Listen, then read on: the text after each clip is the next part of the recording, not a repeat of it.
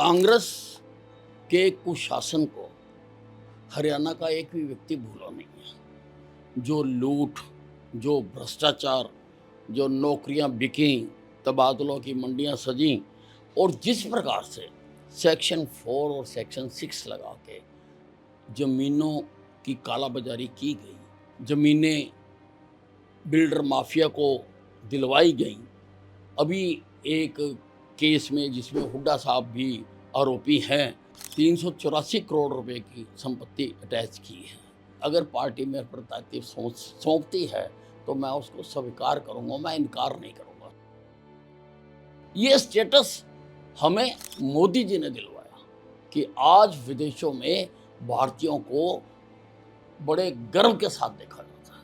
आम आदमी पार्टी के दिए का तेल खत्म हो चुका है, वो बुझा हुआ दिया है।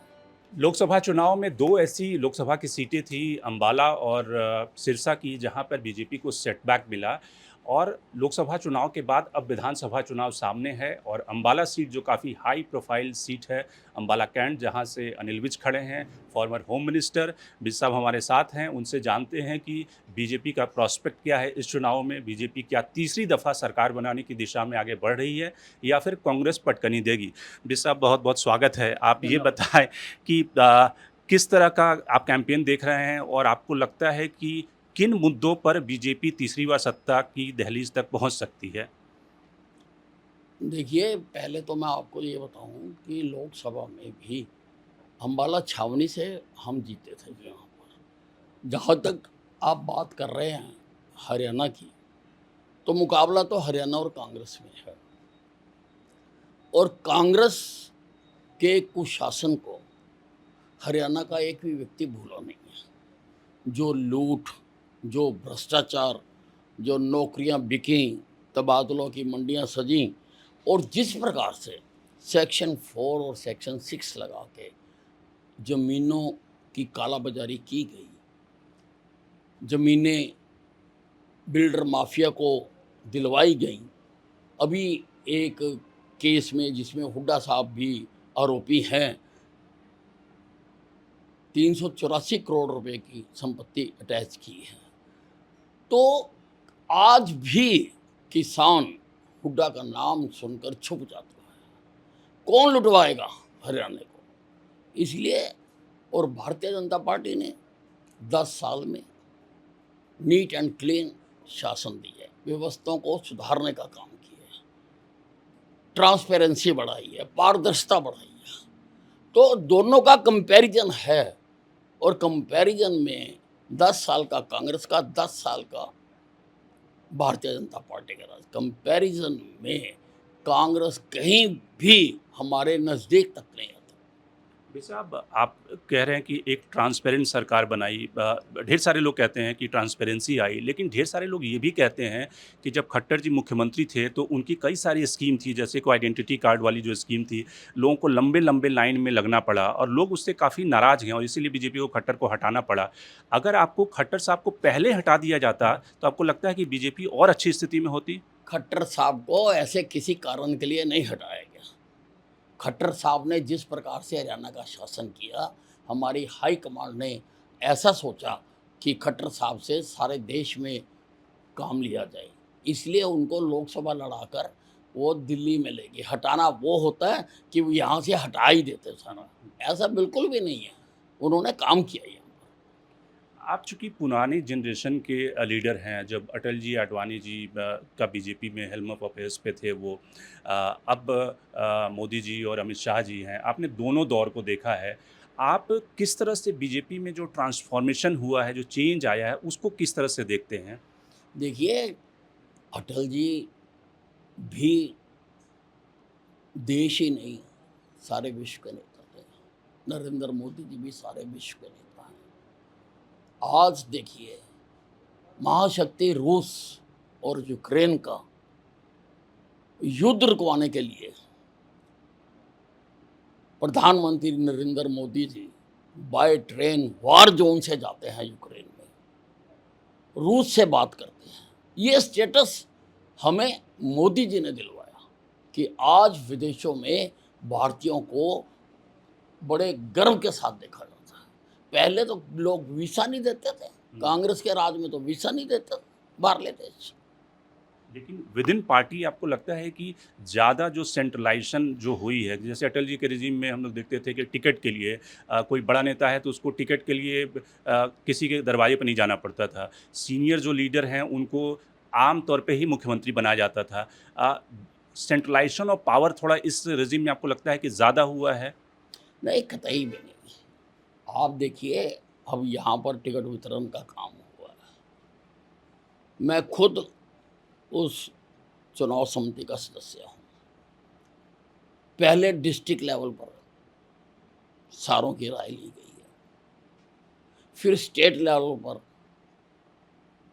जिसका मैं भी मेंबर हूँ, हमने चर्चा की है, और फिर राष्ट्रीय स्तर पर उसकी चर्चा हुई है। कहीं पर भी किसी कैंडिडेट को जाके मांगना नहीं पड़ा है। कैंडिडेट्स की पार्टी के प्रति प्रतिबद्धता, विनेबिलिटी, और अगर वो पहले भी प्रतिनिधि रहा है तो उसका पास्ट कैसा रहा, इन्हीं बिंदुओं पर हमने कैंडिडेट्स को टिकट दी है। अभी आप काफ़ी आपने कई सारी हेडलाइन बनाई, आपने कहा कि भई जो कार्यकर्ता हैं वो चाहते हैं कि मुझ जैसे सीनियर व्यक्ति को मुख्यमंत्री मैं भी पद का दावेदार हूँ। तो आपको लगता है कि जो जब 2014 में सत्ता मिली तो आप, ओम प्रकाश धनखड़ और रामविलास शर्मा, ये 3 वरिष्ठ नेता थे जिनको कि मुख्यमंत्री में से किसी को बनाया जाना चाहिए था, लेकिन खट्टर जी बने। तो लगता है कि जो सीनियर लीडर हैं उनकी कहीं न कहीं थोड़ी-सी नज़रअंदाजी हुई या फिर उनको नज़रअंदाज किया गया, और या आप अपने कैंडिडेचर को कैसे देखते हैं? नहीं, देखिए ऐसा है, मैंने तो आज तक पार्टी से कभी कुछ मांगा नहीं, परंतु अब जनता का, कार्यकर्ताओं का, सारे प्रदेश का, मैं एक बात किसी तरह से ट्रैवल कर गई कि पार्टी अनिल विज को बनाती थी लेकिन अनिल विज बनने से इनकार करता। मैंने उसका जवाब दिया, करना तो पार्टी ने है, हाई कमांड करती है, लेकिन अगर वो कंसीडर करते हैं तो मेरा इनकार नहीं है। मुझे आज तक जो भी पार्टी ने मुझे ड्यूटी दी, मेरे जुम्मे लगाया, मैंने सर धड़ की बाजी लगा के उसको पूरा किया। अब राव इंद्रजीत सिंह कह रहे हैं कि भई मैंने भी इतने साल लगाए बीजेपी में और मुझे भी कुछ नहीं मिला, मैं तो मिनिस्टर ऑफ स्टेट बन के रह गया।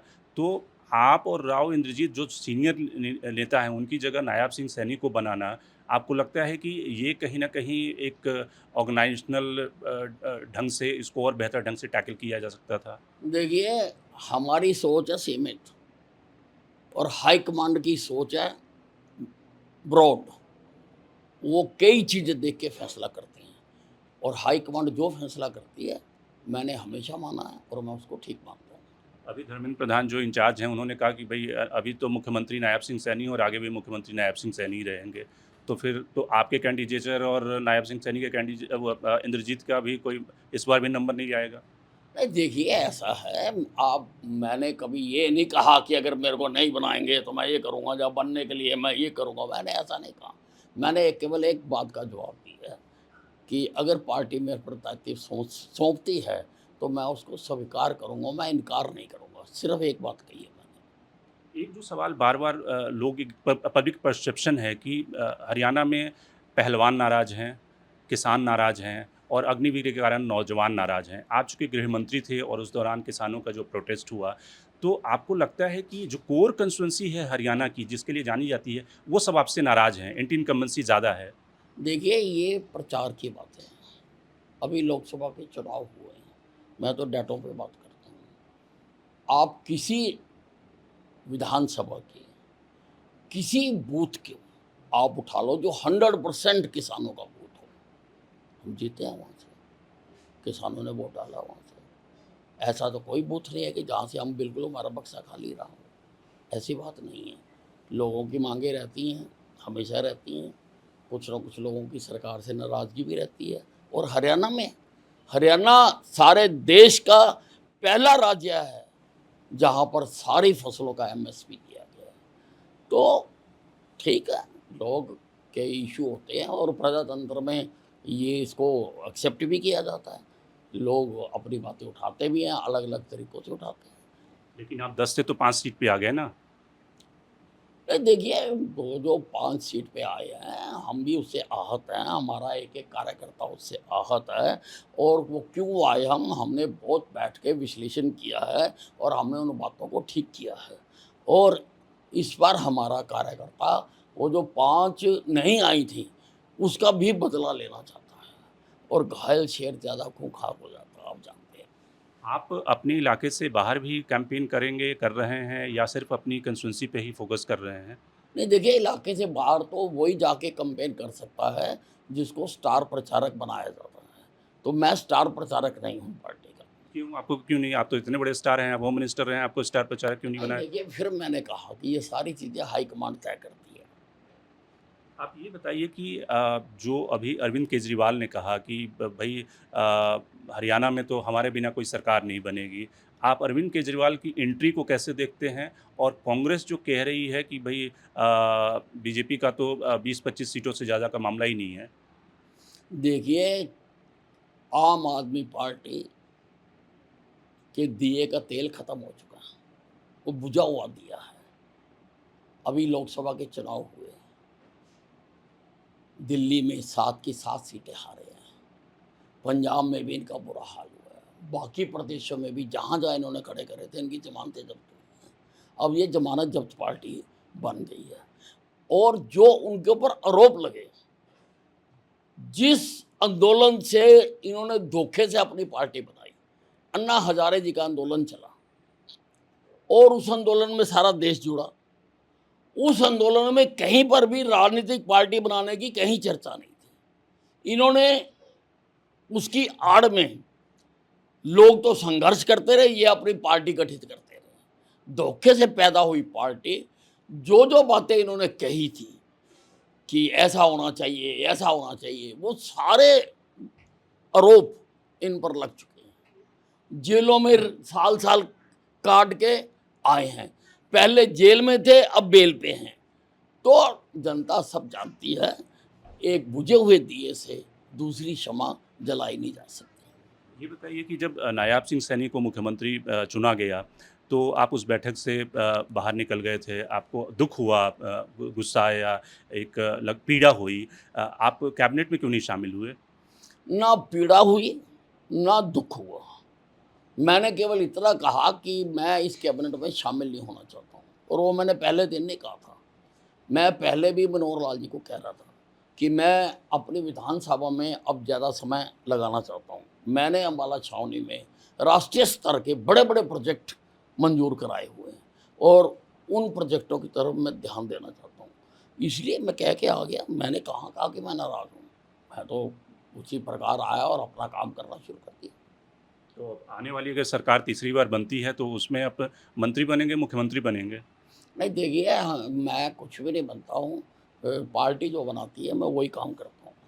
एक सवाल कि बीजेपी की हरियाणा में इस समय आपको क्या लगता है, सबसे बड़ी स्ट्रेंथ क्या है और सबसे बड़ी वीकनेस क्या है, जो उसको सत्ता में लाएगी या सत्ता से दूर ले जाएगी? मैंने आपको बताया कि लोगों के सामने कांग्रेस का भी और बीजेपी का भी 10 साल का राज है और लोग तुलनात्मक अध्ययन करते हैं।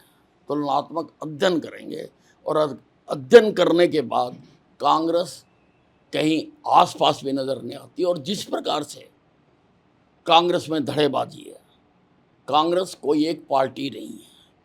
जिस पार्टी का 16 साल से हरियाणा में चुनाव नहीं हुआ, उसको पार्टी नहीं कह सकते। ये तो भिन्न-भिन्न दलों का समूह है और इस चुनाव में भी देखने को मिल रहा है कि भिन्न-भिन्न दलों ने सारे हरियाणा में प्रत्यक्ष या अप्रत्यक्ष रूप से अपने-अपने एक दूसरे के खिलाफ कैंडिडेट खड़े करे हैं या एक दूसरे का विरोध कर रहे हैं। तो ये तो आपस में लड़के हार जाएँगे। हमें इनकी कोई चिंता नहीं है।